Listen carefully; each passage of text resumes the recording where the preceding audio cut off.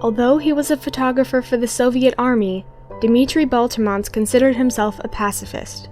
His work often illustrated the atrocities and heart-wrenching aspects of war, resulting in some of his work being hidden under Soviet censorship for decades. Here he photographed a historical attempt at pacifism between the United States and the Soviet Union, the Moscow Summit of 1972. In the midst of the Cold War, tensions between the US and the USSR were high.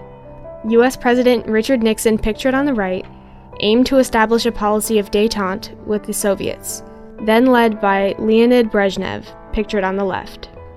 This summit resulted in a number of agreements between the two nations, including plans for an eventual joint space flight in 1975, but the most notable was the Strategic Arms Limitation Treaty. Both countries had been accumulating their own nuclear weapons, and this agreement set a limit on the anti-ballistic missiles allowed for each nation. While this met the requirements for surface-level agreement between the US and the USSR, underlying tension persisted. Even with this treaty, the threat of nuclear war remained. The Vietnam War raged on.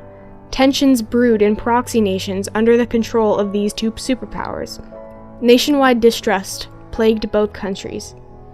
This distrust lasted through decades of foreign policy, long after the fall of the Soviet Union, and still remains today.